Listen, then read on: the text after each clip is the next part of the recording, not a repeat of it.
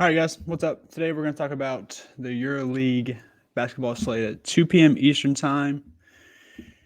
DraftKings specifically, not the Euroleague.net fantasy picks, but the DraftKings 1K to first contest that almost never fills up and is always juice free. So if you like juice free contests and like a lottery ticket, Euroleague DFS is for you. We're looking at like 3x times their salary is what we're looking at fantasy points wise. So I know in NBA, it's like you're looking for 6x. College basketball, you're looking for 4. Just looking for 3 in Euroleague. They play 40 minutes. They play big rotations over there. So it's kind of annoying, especially with they're just off a long break. So most of the people are healthy.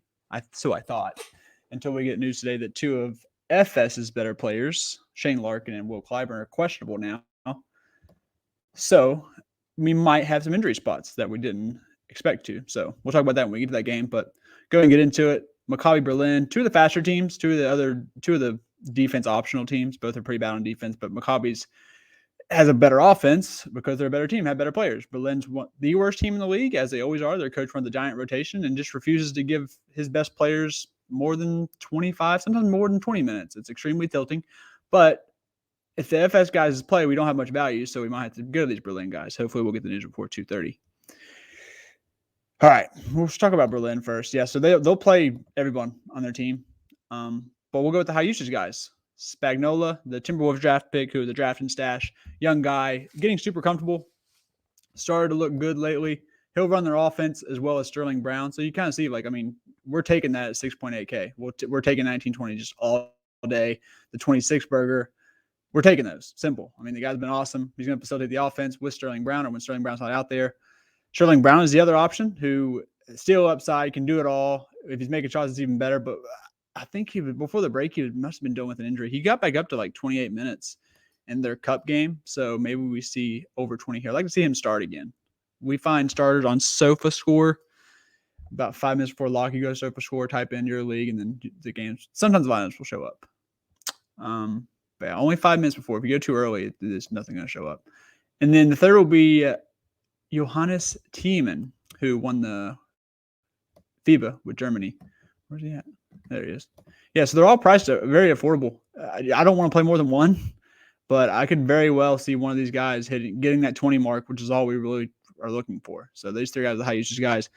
One of my favorite players in EuroLeague, Gabriel Procida. The dude's awesome. I think he's an NBA player. Long guard, can handle, can play defense, can shoot the 3. Just needs minutes. He's 6'3", so honestly, if we get 18, we're happy. But he's got to be knocking down his shots because he almost never hits. Well, he hit that because almost their whole team was out. But he almost will never hit 25 minutes with everyone healthy.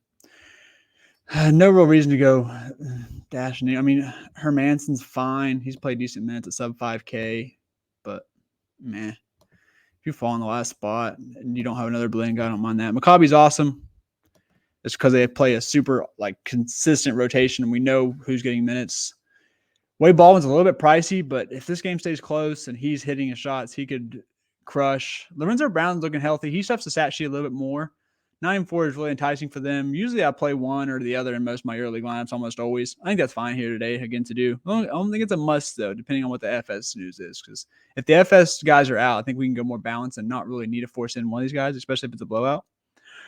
Tamir Blatt, I like him better when Lorenzo Brown was ailing, but the dude's super efficient when he's in. He deserves to be like a high usage guy on a different team, to be honest. Josh Nebo, it's enticing. He's just a guy who's going to get a bunch of rebounds. He's athletic as hell. It's helped by Roman Sorkin being out, but I think I'd rather just take the savings and hope that Rivero can get me like 18. Rivero should see the minutes that Sorkin is giving up. Bonzi Colson's just too expensive. I'm never playing him at that price. This is a 2-man team. Everything goes through Baldwin and Brown. So that's pretty much all we need to talk about. Unless you think Josh Nebo gets like 15 boards, but just not a guy I usually play. All right, FS. All right, so the big news here is these 2 guys. They both play. I have a little bit of interest in them. If they're both out, I think I'll want 2 FS guys in most of my lineups. So here's how we'll break it down. Tibor Pleiss is a true center.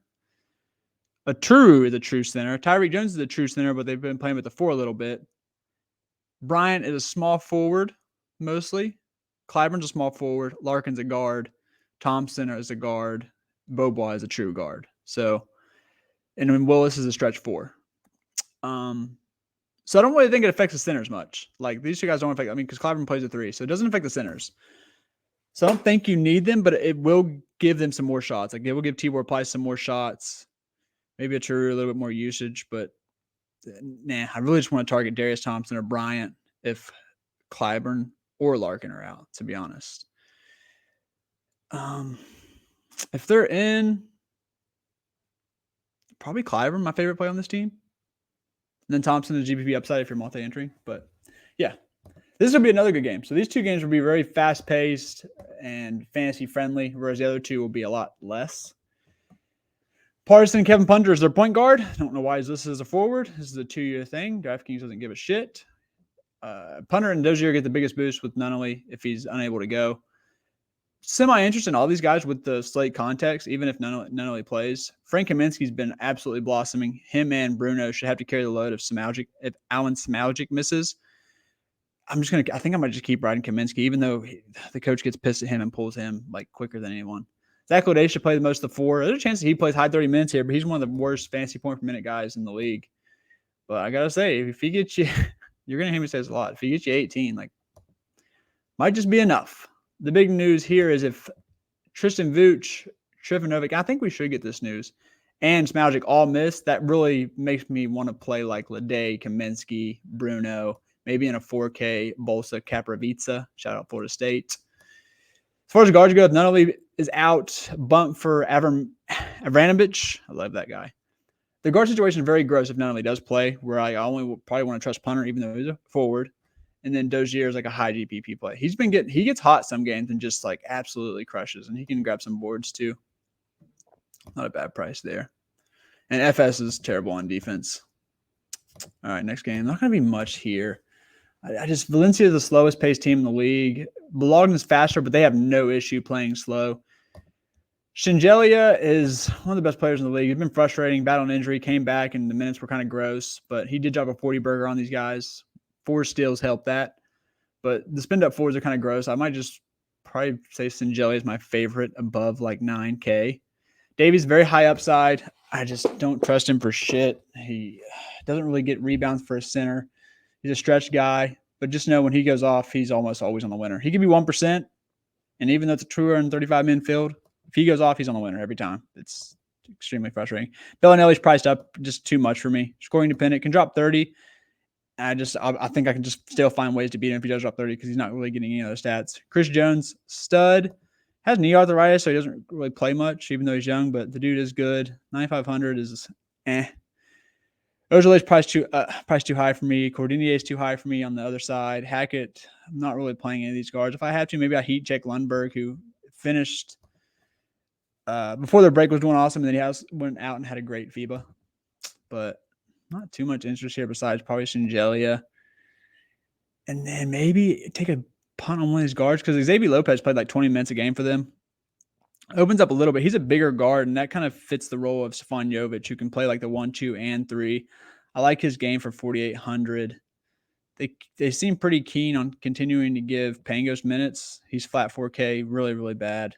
Really, really bad. But, I mean, if you give me 15 minutes and maybe he knocks down a couple threes, like I said, without Xavier, I'm going to give him 15, 16 minutes. Maybe he can get you like 10, 12, something like that. Torre is out. Don't know why it's not listed yet.